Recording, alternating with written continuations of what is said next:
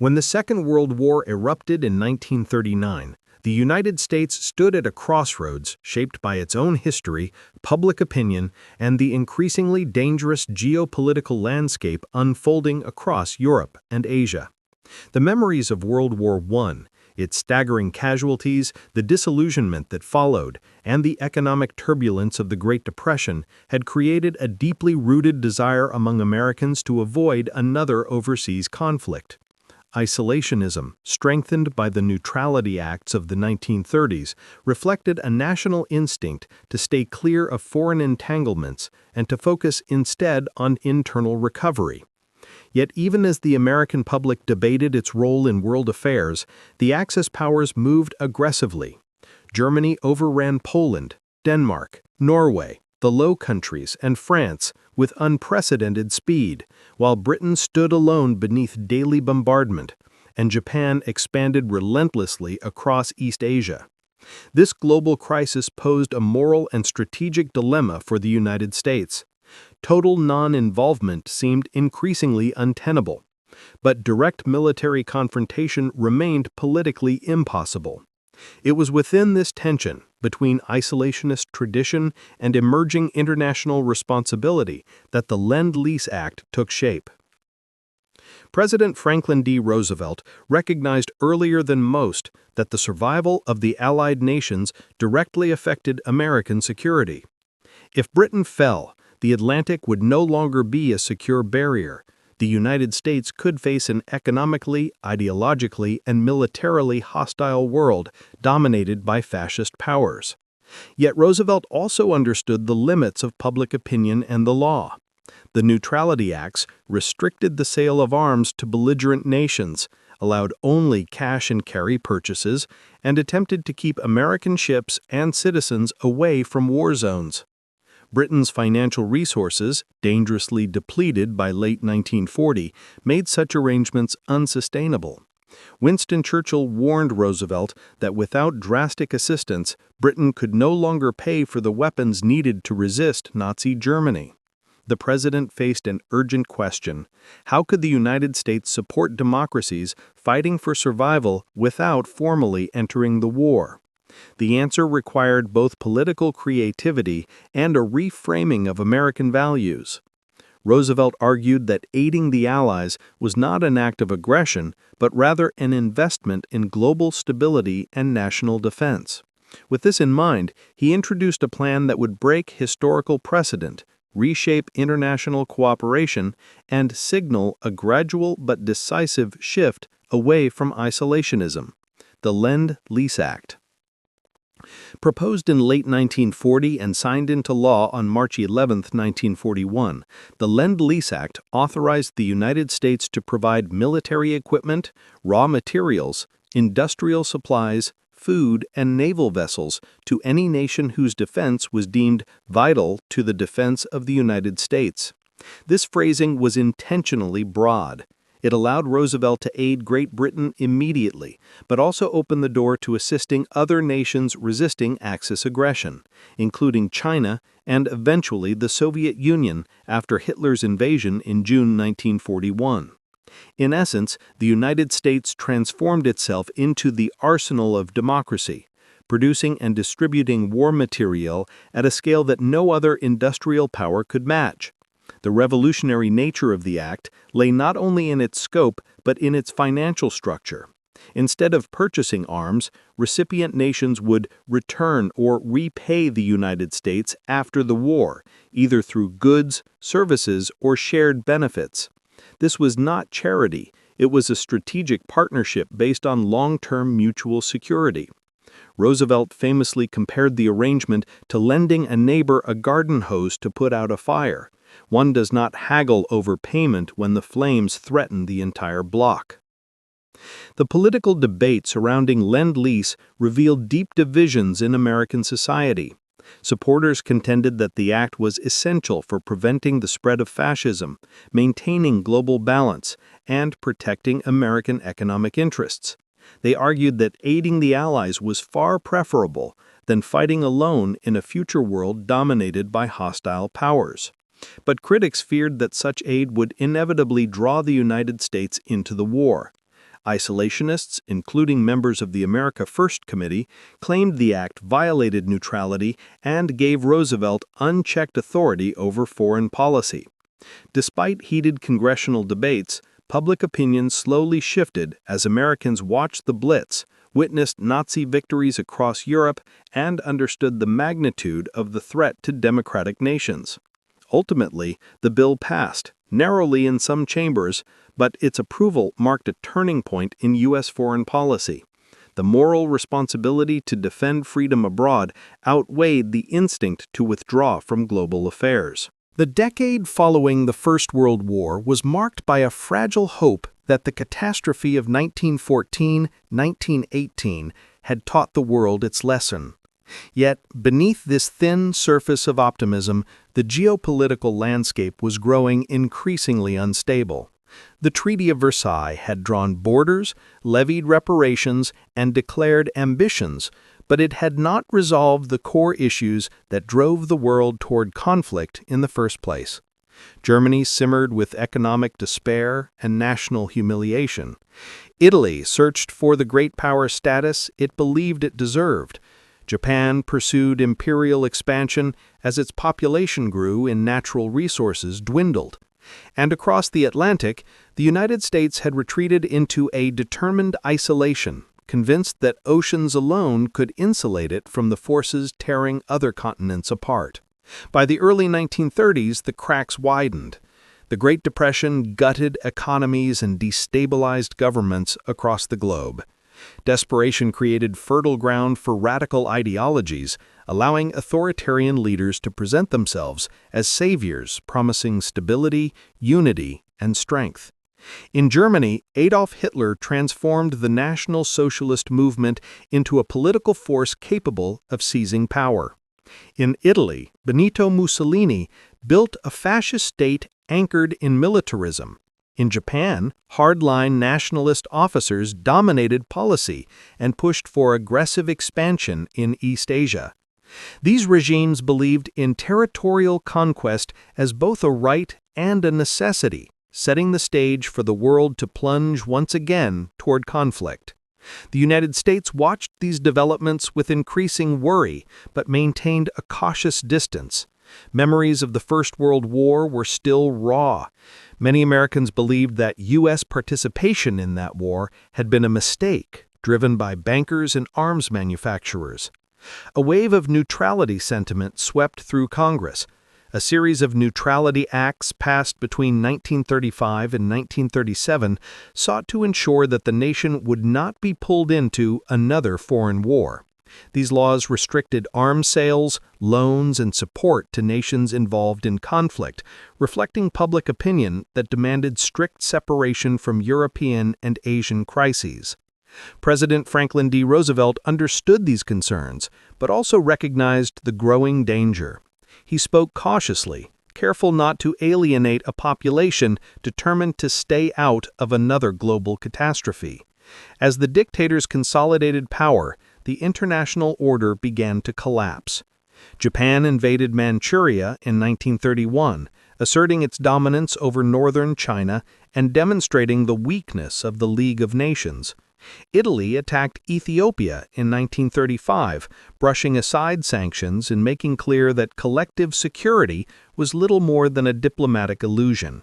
Meanwhile, Hitler defied the Versailles restrictions with increasing boldness. He rebuilt the German military, reoccupied the Rhineland in 1936, annexed Austria in 1938, and demanded control of the Sudetenland, a region of Czechoslovakia with a large ethnic German population. The Munich Agreement of 1938, touted at the time as "securing peace for our time," became a symbol of the failure of appeasement when Germany dismembered the rest of Czechoslovakia only months later. Britain and France faced these challenges with outdated strategies and exhausted populations still haunted by the trenches of the First World War.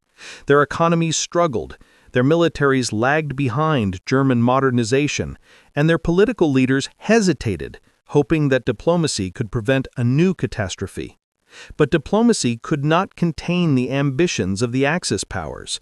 On September 1, 1939, Germany invaded Poland, triggering the start of the Second World War in Europe. Britain and France declared war, but their ability to defend Eastern Europe collapsed quickly under the overwhelming force of the German Blitzkrieg, a new form of warfare that relied on speed, coordination, and mechanized destruction. The early months of the war shook the world. Poland fell within weeks. Denmark and Norway were conquered in the spring of 1940. Then, in May and June of that same year, Germany unleashed its devastating offensive on Western Europe. The Netherlands and Belgium collapsed in days. France, believed by many to possess the strongest army on the continent, fell within 6 weeks. The British Expeditionary Force narrowly escaped at Dunkirk, abandoning vast quantities of equipment even as civilian boats ferried soldiers across the Channel. Europe, which had once seemed too vast to be dominated by a single power, was suddenly under the shadow of Nazi control. Britain now stood alone. Prime Minister Winston Churchill vowed that his nation would never surrender. But even his determination could not disguise reality. Britain lacked the resources to sustain a prolonged war without support. German submarines prowled the Atlantic, seeking to starve the island nation by destroying merchant ships carrying food, fuel, and supplies. The Royal Air Force fought valiantly in the Battle of Britain, but aircraft production lagged behind German capacity. Ammunition reserves were thin. Army equipment lost in France needed replacement. Britain had gold and foreign currency reserves, but these were dwindling fast as it purchased war materials from the United States under the existing cash-and-carry rules. President Roosevelt watched these developments with a mixture of alarm and strategic clarity. He believed that a German-dominated Europe would ultimately threaten the United States. Though public opinion still opposed entering the war, more Americans began to shift as they saw the consequences of unchecked aggression. Roosevelt needed a policy that would reinforce allies without violating neutrality laws or igniting domestic backlash. The breakthrough came gradually. In 1940, Roosevelt authorized the sale of surplus U.S. military equipment to Britain and expanded defense production. The Two-Ocean Navy Act strengthened American naval power in anticipation of global conflict. Yet these measures were not enough. By late 1940, Britain warned Washington that it could no longer pay for supplies. If no solution emerged, Britain risked bankruptcy and potential defeat. Roosevelt framed the crisis in moral, strategic, and economic terms. In December 1940, he delivered a powerful radio address declaring the United States the arsenal of democracy. If Britain fell, he argued, the Axis powers would dominate Eurasia, control the world's industrial regions, and threaten the American continent. Supporting Britain was not charity, it was essential to U.S. security. To achieve this, Roosevelt proposed a revolutionary idea. Instead of selling weapons or supplies for cash, the United States would lend or lease them to nations whose defense was deemed essential to American safety. This approach sidestepped financial constraints and legal restrictions. It enabled massive aid without direct military involvement. It positioned the United States as the backbone of a global struggle for freedom. The proposal sparked fierce debate in Congress.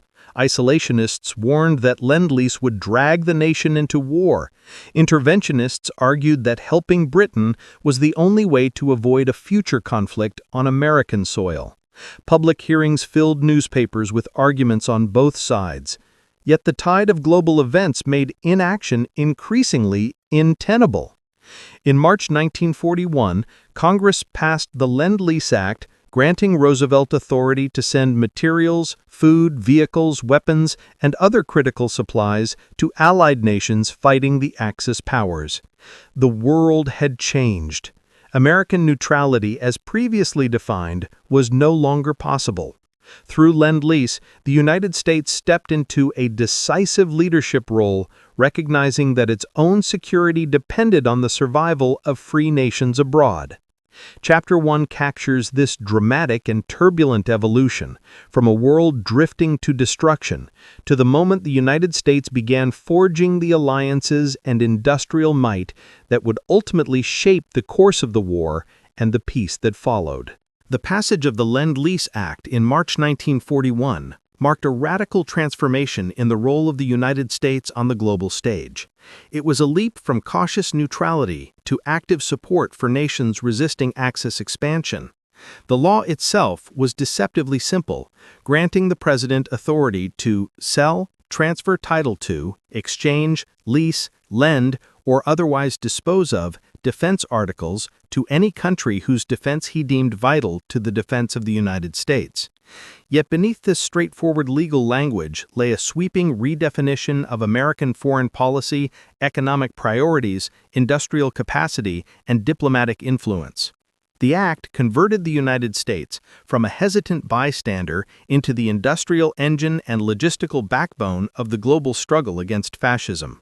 This chapter examines what Lend-Lease actually accomplished, how it mobilized American factories, reoriented the economy, and redefined war logistics, how it equipped Allied soldiers, sailors, pilots, and civilians, and how it reshaped the structure of the war long before American troops set foot on a battlefield.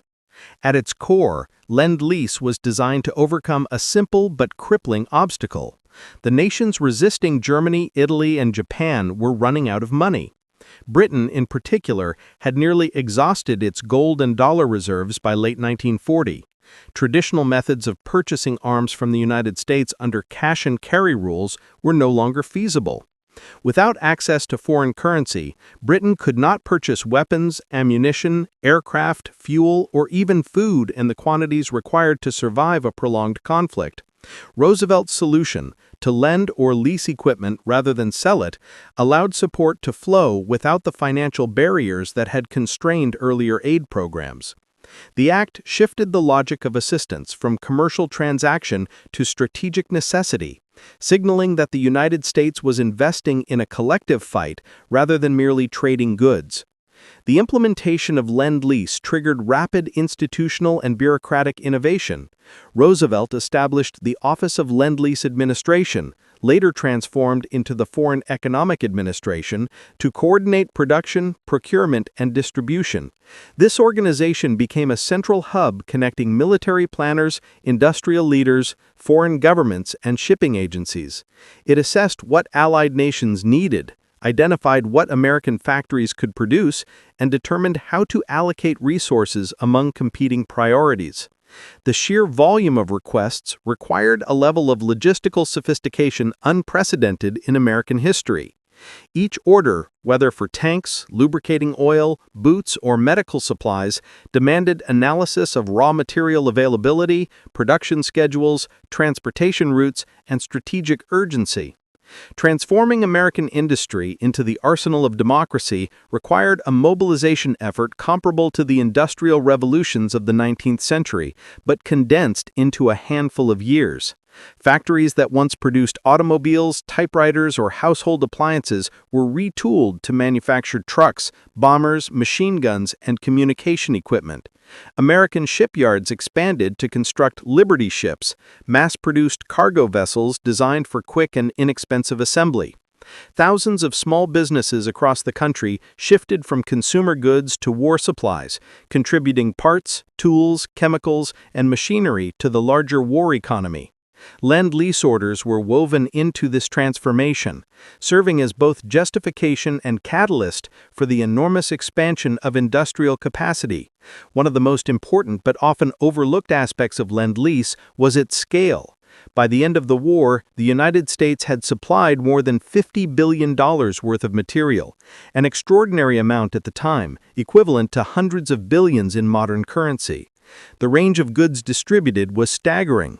Lend-Lease included fighter planes, bombers, tanks, jeeps, trucks, locomotives, radar systems, and artillery pieces. It also included engines, spare parts, repair tools, raw materials, fuel, oil, and lubricants. Equally essential were non-military supplies: clothing, food, blankets, medical equipment, agricultural machinery, and even basic household items that kept civilian economies functioning under wartime strain. Every major Allied campaign depended, to some degree, on Lend-Lease. British forces in North Africa utilized American-built trucks and aircraft. The Royal Navy depended on American-produced destroyers, patrol craft, and escort vessels to combat German U-boats in the Battle of the Atlantic. Soviet divisions on the Eastern Front relied on U.S. trucks, locomotives, aviation fuel, and aluminum, resources that freed Soviet industry to concentrate on producing tanks, artillery, and small arms. Chinese forces fighting Japan received American weapons, transportation equipment, and food, keeping resistance alive in a vast theater where supply lines were extraordinarily difficult to maintain. The act also reshaped American transportation and logistical planning. Supplying far-flung nations required meticulous coordination of shipping convoys, cargo schedules, and strategic routing. The United States had to protect sea lanes from German submarines, navigate supply corridors across the Arctic to Russia, and establish air routes over the Himalayas to support China.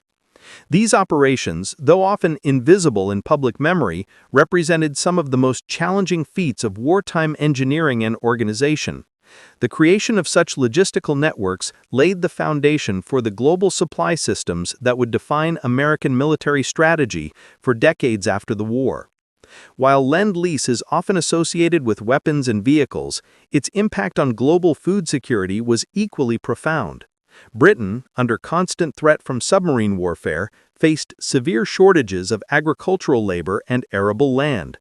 American shipments of wheat, sugar, dried eggs, canned meat, and powdered milk were essential for sustaining British nutrition, morale, and industrial productivity.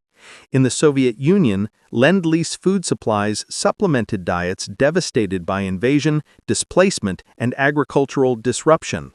These shipments helped maintain civilian stability and supported the broader war effort by preventing mass hunger that could undermine resistance. The act also generated diplomatic leverage for the United States. By determining how much aid each nation received, Washington could influence strategy, encourage cooperation, and shape post-war planning. At the same time, Lend-Lease fostered unprecedented transparency between the United States and its allies. Nations receiving aid were required to share information about their military needs, capabilities, and operations. This exchange deepened trust, strengthened coordination among allied leaders, and aligned their long-term objectives against the Axis powers. Critics debated the economic implications of Lend-Lease. Some feared it would burden the United States with debt or distort domestic markets. Others argued that it risked drawing the nation irrevocably into war. However, the program ultimately stimulated the American economy, pulling it out of the lingering effects of the Great Depression. Increased production created millions of jobs, revitalized manufacturing hubs, and broke the stagnation that had haunted the 1930s. Lend-Lease was both an instrument of foreign policy and a catalyst for economic recovery, demonstrating that wartime mobilization could achieve full employment and industrial renewal. Perhaps the most striking aspect of the program was that repayment, as traditionally understood, was not required. The idea was that the benefits to American security outweighed the monetary cost.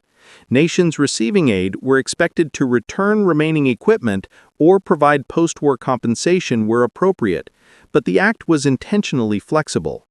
This flexibility allowed the United States to operate on an unprecedented scale, giving allies what they needed rather than what they could afford. It was a strategic investment in a future shaped by democratic values rather than dictatorial conquest. The Lend-Lease Act, once enacted, became a vast network of support, linking the United States to nations fighting for survival against Axis aggression. It represented not just an economic or diplomatic initiative, but a strategic lifeline extended across continents and oceans.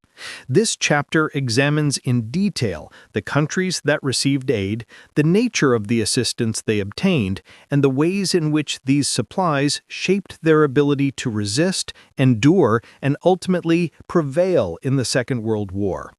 Each nation's experience was shaped by its geography, its military situation, and its political relationship with the United States, but all were bound together by the belief that the fight against fascism demanded shared resources and unified purpose. The United Kingdom became the first and largest recipient of Lend-Lease assistance. By the time the act passed in March 1941, Britain had already been engaged in war for more than 18 months. Its military equipment losses in France, its dependence on vulnerable Atlantic supply lines, and the relentless air raids of the Blitz had placed enormous strain on both its armed forces and civilian population. Lend-Lease shipments transformed Britain's ability to sustain the war. American trucks powered supply movements in North Africa. U.S. aircraft models supplemented Royal Air Force squadrons. The Royal Navy relied heavily on American-built escort ships, sonar equipment, and anti-submarine weaponry. Beyond military hardware, Britain received vast quantities of food, wheat, cheese, dried eggs, canned meat, and powdered milk that kept its rationed population nourished and its industrial workforce productive. The program allowed Britain not merely to survive, but to wage offensive operations, culminating in campaigns that pushed Axis forces back across multiple theaters. While Britain was the earliest beneficiary, the Soviet Union became one of the most strategically significant recipients of Lend-Lease assistance. When Germany launched Operation Barbarossa in June 1941, the USSR faced a catastrophic onslaught that devastated its western regions and threatened the heart of the nation. American assistance, though initially delivered with logistical difficulty, became vital. The United States supplied hundreds of thousands of trucks, which revolutionized Soviet mobility and logistics.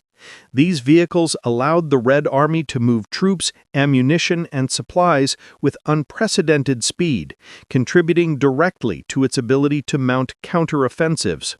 Additionally, the Soviet war effort depended on deliveries of aviation fuel, aluminum, explosives, radar technology, locomotives, rails, and telephone wire. Food shipments, especially canned meat and fats, sustained both soldiers and civilians through years of deprivation. Although the Soviet Union produced its own tanks and rifles in enormous quantities, American support filled critical gaps and strengthened the entire structure of its war machine. China was another crucial recipient of Lend-Lease assistance, though its situation differed significantly from that of Britain or the Soviet Union. China had been at war with Japan since 1937, suffering massive territorial loss, economic collapse, and isolation from most supply routes. The United States viewed China as essential to keeping Japanese forces engaged on the Asian mainland and limiting Japan's ability to expand further into the Pacific. Lend-Lease aid to China included small arms, artillery, aircraft, trucks, medical supplies, and communication equipment. The challenge lay in transporting these goods. With Japanese forces controlling much of the coastline and key rail networks, American supplies had to traverse treacherous mountain routes, including the famed Burma Road, and later be flown over the Himalayas in the extremely dangerous Hump airlift. Despite these obstacles, Lend-Lease assistance helped maintain Chinese resistance, supporting both nationalist and selected Allied aligned forces in the broader struggle against Japan. Beyond the major powers, a wide array of Allied nations benefited from the program. The Commonwealth nations, including Canada, Australia, New Zealand, South Africa, and India, received supplies that bolstered their regional defense and facilitated joint operations with British and American forces. These countries often served as bases for training, logistics, and strategic projection across the Pacific, Mediterranean, and Middle Eastern theaters. Lend-Lease strengthened their capacity to contribute troops, naval forces, and air units to the global fight. For example, Australian and New Zealand forces relied on American aircraft, vehicles, and radios during campaigns in the Pacific. South Africa used Lend-Lease supplies to support operations in North Africa and the Middle East. Countries in the Middle East played a vital role in securing supply corridors to the Soviet Union. Iran, in particular, became a strategic artery. American trucks and supplies flowed through the Persian Corridor, where British and Soviet logistical teams joined U.S. personnel in ensuring that shipments could reach the Eastern Front. Lend-Lease improved port facilities, expanded rail networks, and modernized roadways in the region, infrastructure that would have long-term effects long after the war ended. Similar assistance supported Egypt and other locations where Allied bases and transport hubs played essential roles in maintaining routes across Africa and the Middle East. In Latin America, Lend-Lease assistance served a dual purpose. It strengthened hemispheric defense, a key American objective, and ensured the political alignment of nations in a region vulnerable to Axis influence. Brazil, for example, received aircraft, weapons, and training, enabling it to send expeditionary troops to fight alongside U.S. forces in Italy. Other Latin American nations used Lend-Lease equipment to modernize their armed forces, patrol key shipping lanes, and protect ports critical to Allied logistics. While the scale of aid was smaller compared to Europe or Asia, it played an important role in securing the Western Hemisphere and ensuring unified opposition to Axis expansion. Even smaller nations, governments in exile, and resistance movements benefited from American support. Norway, Greece, Poland, and the Netherlands, though occupied by Axis forces, received supplies that aided their exiled air forces, navies, and underground networks. These groups used Lend-Lease equipment to conduct sabotage operations, maintain communication with Allied command centers, and prepare for eventual liberation. Supplies like radios, explosives, medical kits, and uniforms helped sustain morale and operational capability in territories suffering under occupation. One of the most transformative aspects of Lend-Lease aid was that it did not discriminate solely based on military potential. Civilian needs were recognized as essential to warfighting capacity. Nations received agricultural equipment that kept food production steady, vehicles that ensured essential transport, and medical supplies that supported hospitals overwhelmed by casualties. By bolstering both military and civilian resilience, Lend-Lease contributed to the overall stability of Allied societies under extreme strain. The program's global reach created a complex web of cooperation. Every shipment required coordination across multiple governments, industries, and military commands. This interconnectedness fostered deeper political and strategic relationships. Nations receiving aid were encouraged to align their planning with Allied objectives, share intelligence, and adopt standardized equipment or training practices. The result was a more unified coalition capable of coordinating vast operations across multiple continents. More than anything, Lend-Lease allowed nations to keep fighting when defeat might otherwise have been inevitable. It provided the material foundation for survival until each country could rebuild, reorganize, or counterattack. For Britain, it bridged the gap between near bankruptcy and renewed military strength. For the Soviet Union, it supported the logistical and industrial capabilities to launch major offensives. For China, it preserved a front that tied down large Japanese forces.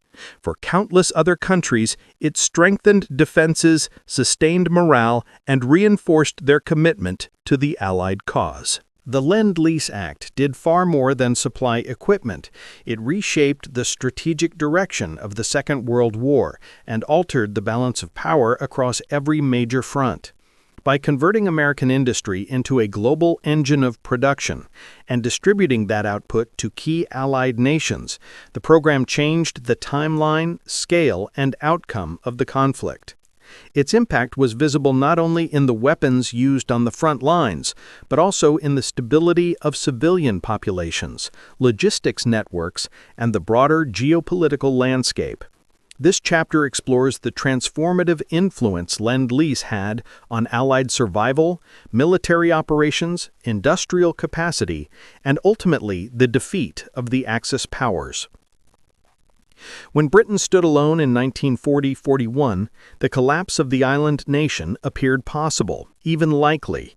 German submarines threatened to sever vital shipping lanes, and the nation's diminishing reserves made continued resistance uncertain. Lend-Lease fundamentally altered this trajectory. By providing the British Empire with access to American resources without the limits of financial exhaustion, the program ensured that the United Kingdom remained an active and capable combatant. The British Army, recovering from massive losses in France, received badly needed vehicles, communications equipment, and weapons. The Royal Air Force benefited from American aircraft and aviation fuel that compensated for domestic shortages. Perhaps most importantly, shipments of food sustained British civilians throughout prolonged rationing, preventing mass hunger and maintaining the social cohesion essential for wartime endurance. Without Lend-Lease, Britain's ability to defend North Africa, protect the Atlantic, and prepare for future offensives would have been severely diminished. The Battle of the Atlantic, a prolonged and brutal contest between Allied shipping and German U-boats, was significantly influenced by American assistance. Lend-Lease provided escort vessels, sonar equipment, depth charges, and improved radar systems that enhanced convoy defenses. As British shipyards struggled under constant pressure, American shipbuilding, particularly the rapid construction of Liberty ships, filled critical gaps. These cargo vessels delivered not only war material, but also food, fuel, and raw materials essential to the survival of multiple Allied nations. By increasing the resilience of Atlantic supply lines, Lend-Lease played a central role in preventing Germany from achieving its goal of starving Britain into submission. The Soviet Union also experienced a dramatic shift in its strategic capacity due to Lend-Lease. Although Soviet industry achieved remarkable levels of wartime production, certain sectors faced chronic shortages that could not be resolved quickly. American shipments of trucks, locomotives, rails, aviation fuel, and essential metals provided the Soviet war effort with the logistical backbone it required. The mobility of the Red Army, particularly during its later offensives, depended heavily on American trucks.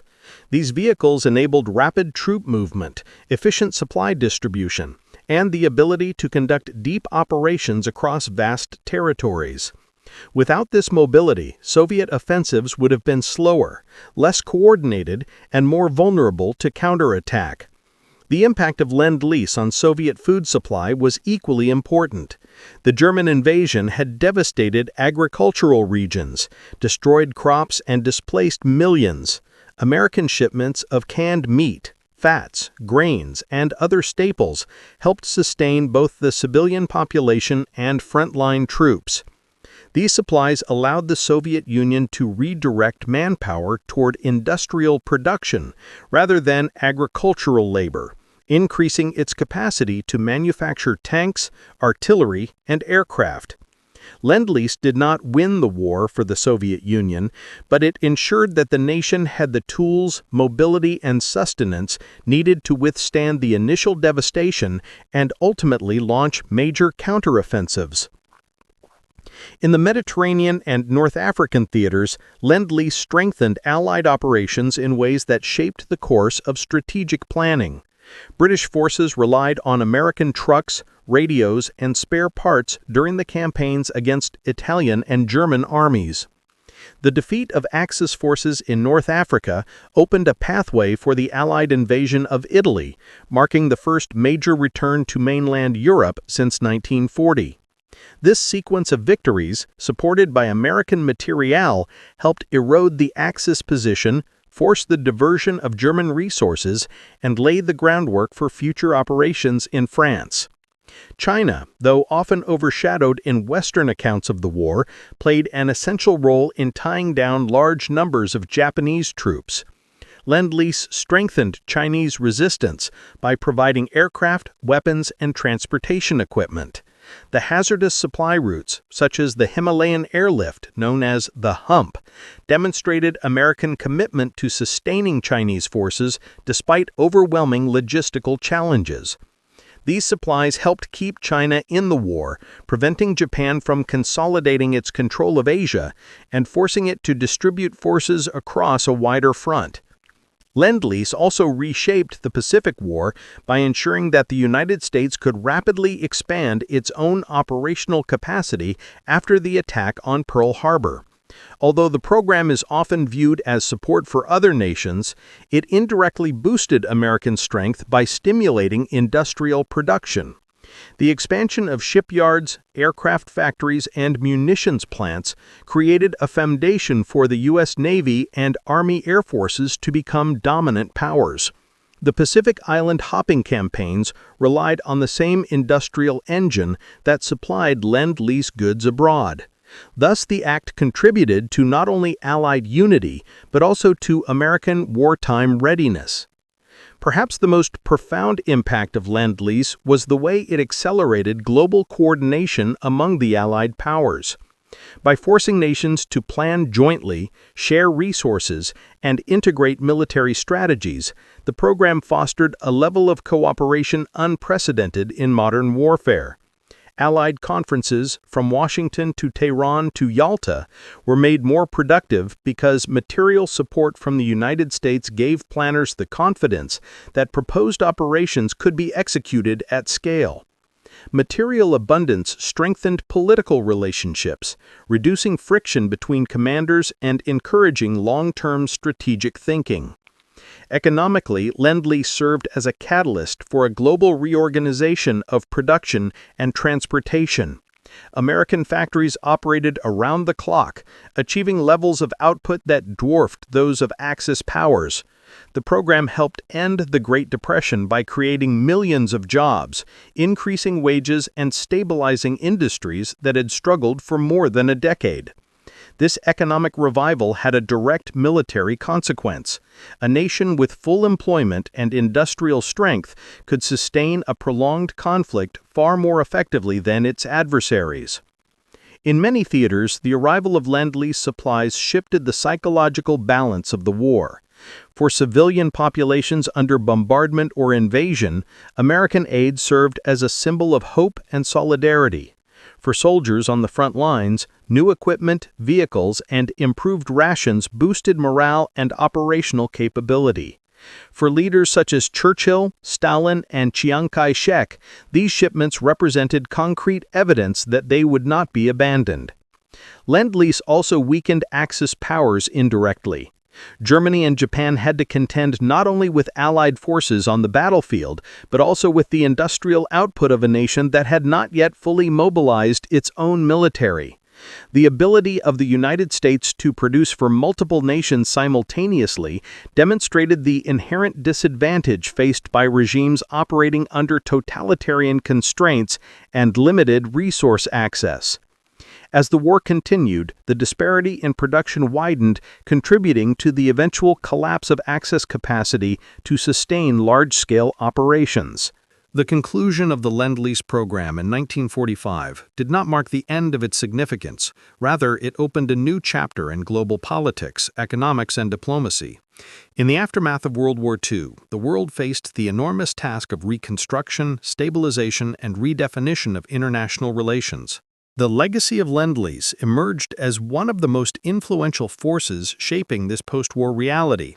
It transformed alliances, altered the balance of global power, and established the foundations of a new international order rooted in cooperation, economic interdependence, and collective security. For the United States, Lend-Lease proved to be more than a wartime logistics initiative. It became a cornerstone of America's emerging global leadership. Before the war, the U.S. had long tried to maintain distance from international entanglements, guided by a tradition of isolationism. But the immense scale of aid delivered under Lend-Lease signaled a dramatic shift. The United States was no longer a reluctant observer, but an active architect of global stability. Supplying weapons, food, machinery, and industrial support to dozens of nations made the U.S. indispensable to the survival of the Allied cause. When the war ended, many of those same nations looked to Washington for continued assistance, opening the door to new political and economic alignments. The program also played a crucial role in shaping post-war reconstruction. Europe, devastated by years of warfare, faced shortages in housing, food, transportation, and industrial capacity. The infrastructure that once powered the continent had been shattered by bombings, blockades, and occupation. Lend-Lease had already provided the essential tools to keep these countries afloat during the conflict: locomotives, factories in a box, trucks, construction equipment, and millions of tons of food. After the war, the spirit of Lend-Lease contributed to the development of further large-scale recovery projects, most notably the Marshall Plan, which echoed the same principles: that prosperity and peace were inseparable, and that America's support could stabilize regions and foster long-term democratic resilience. The Soviet Union, too, carried the legacy of Lend-Lease into the post-war world, though often unofficially and reluctantly acknowledged. While the USSR promoted the narrative that victory came solely through Soviet sacrifice and industrial strength, many internal reports recognized the significance of American-provided trucks, locomotives, aviation fuel, food supplies, and communication equipment.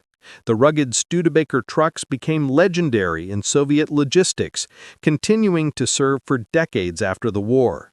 Yet, despite these benefits, the post-war political climate between the U.S. and USSR shifted rapidly toward rivalry. As the Cold War began, Lend-Lease stood as an early example of cooperation between ideological opponents, a brief period when shared threat overrode ideological division. In Asia, the legacy of Lend-Lease carried forward in Japan and China. China's wartime support continued into the later conflicts and civil war that soon engulfed the nation. Meanwhile, the equipment and material supplied to Allied forces in the Pacific played a role in shaping the post-war security structure of the region. Japan's eventual reconstruction also indirectly reflected lessons learned through Lend-Lease, the understanding that stable, economically strong nations were critical to regional peace. One of the program's most lasting legacies was its demonstration of the power of industrial mobilization. The United States had transformed itself into the arsenal of democracy, not merely for its own defense, but for the survival of the world's free nations. This industrial surge reshaped American society, invigorated technological innovation, and established patterns of production that defined the modern military-industrial complex. After the war, American factories shifted from producing tanks and bombers to consumer goods, powered by the same labor forces and technological advancements that had been refined during Lend-Lease production. This transition fueled a post-war economic boom, giving the U.S. unmatched global economic dominance. Diplomatically, the relationships forged under Lend-Lease proved essential. The wartime collaboration between the U.S. and Britain laid the foundation for the special relationship, a partnership that would influence international diplomacy, trade, and security for decades. Similarly, the U.S. formed deep connections with Canada, Australia, India, and various European governments in exile, relationships that carried forward into the establishment of the United Nations, NATO, and many other international institutions. The idea that security required cooperation, not isolation, became an enduring principle of American foreign